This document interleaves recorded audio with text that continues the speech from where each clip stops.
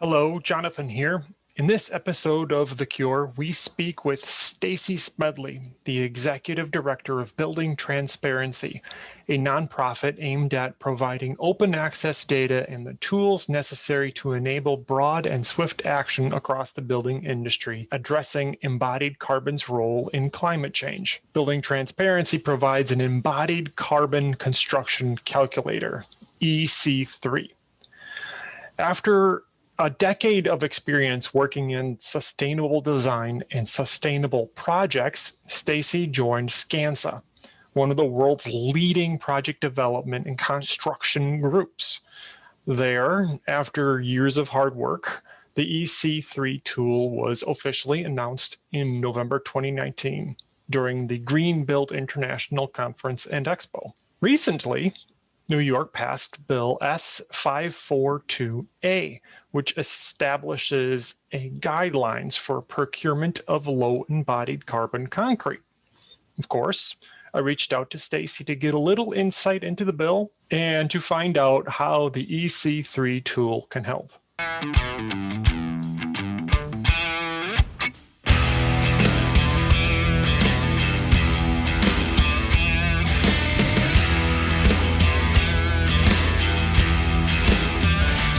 So New York passed a bill establishing guidelines for the procurement of low embodied carbon concrete.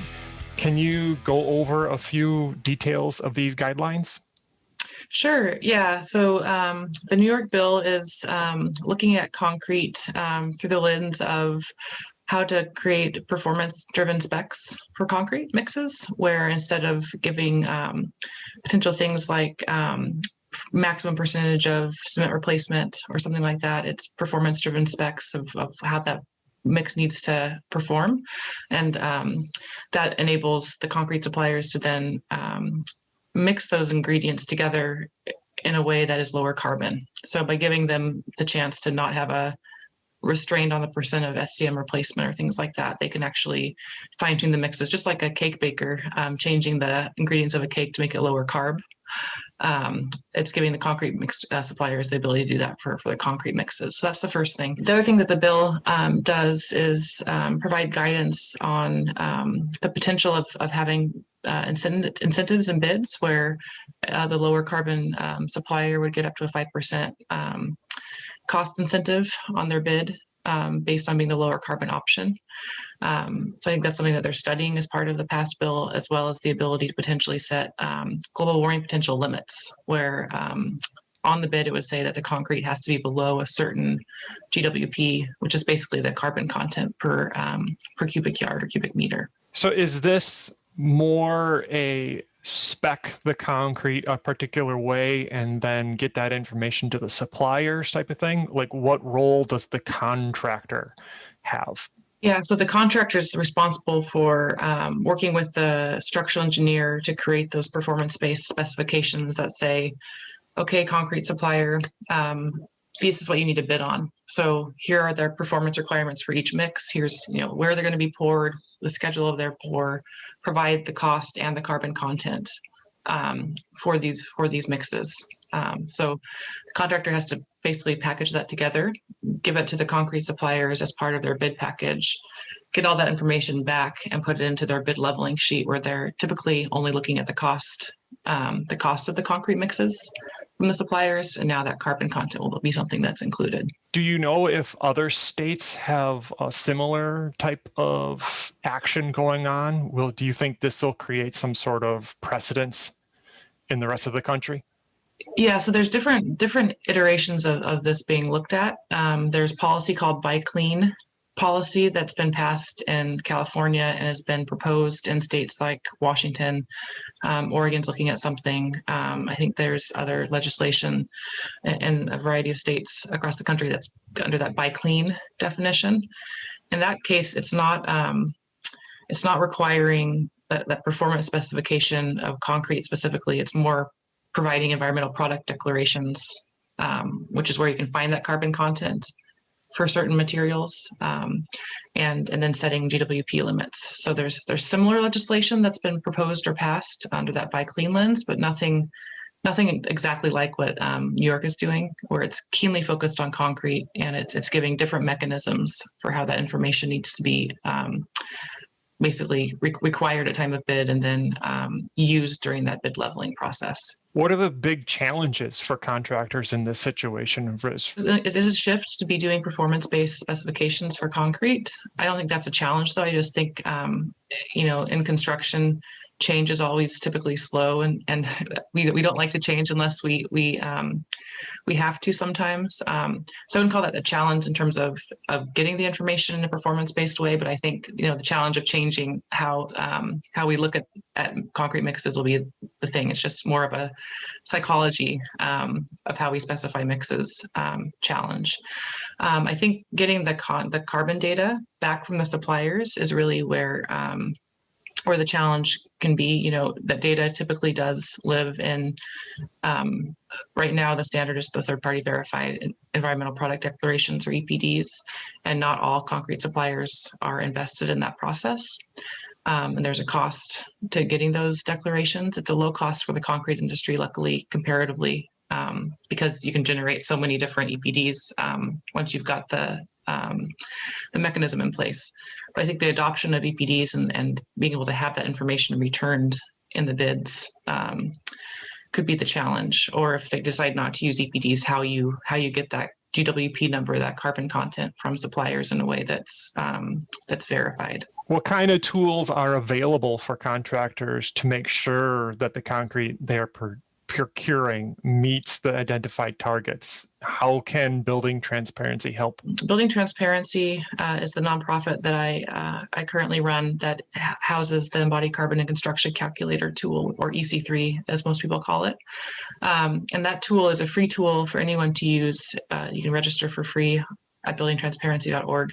It came from my need at Skanska, where I was a sustainability director as a contractor, my need to try to find this exact data. So the tool takes these environmental product declarations that are typically PDF documents that are provided by the suppliers, digitizes all of them into a digital database that then anyone, including contractors, can go search for a material category like concrete, search for a place like New York.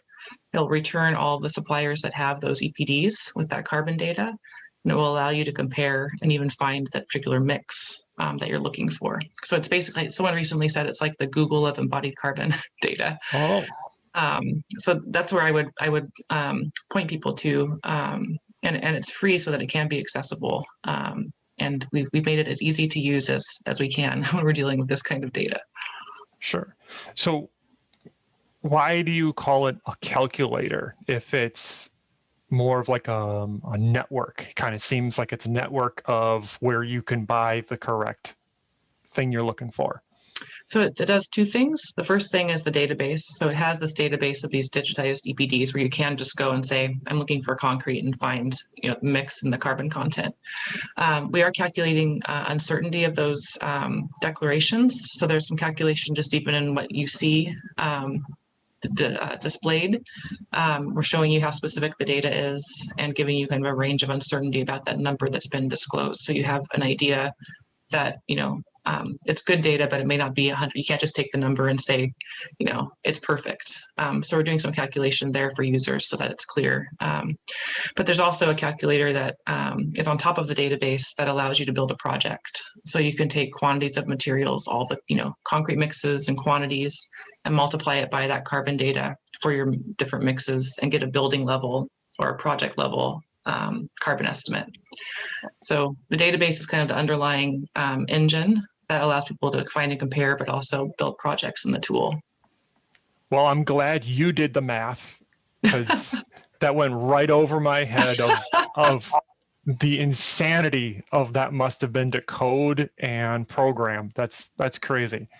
Yeah, I've got to give our software developer partner, Sea Change Labs, the credit for the coding. It was me saying this is what we need to have, and them saying, okay, well, we can do the code and all the math for you, but also for anyone else. So, sure.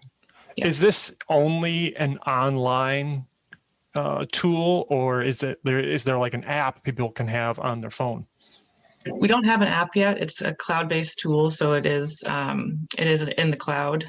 You can open it on your phone, but it's just a lot of data, so it might be a little small. Okay. But yeah, right now it's best accessed with a laptop or a computer, so you've got a big screen. But it's not something that you have to download or anything like that. It's definitely in the cloud where you can access it from anywhere. The website shows a good number of and a really wide range of sponsors and partners. There's Amazon, there's Google, even the ACI Foundation, and then there's a plethora of other companies in the concrete and construction world. Can you speak to their role and what their sponsorship and partnership means? Sure, yeah. So we do have, we call them pilot partners, and they kind of cross all the different sectors. So we have owners. Microsoft was the first owner that seed funded the tool. And then the others like Amazon and Google's came on board. Owners are using it and their partnership to pilot it on projects. So they will work with us and meet with us and bring their project teams into biweekly meetings to train them on how to use the tool, to start benchmarking projects, and then set reduction targets for their building portfolios. We have architecture partners like Perkins & Will and ZGF that are the users that are doing the work for the owners or for their own firm goals, that are doing the same thing where they meet with us and get trained and help us further develop the tool.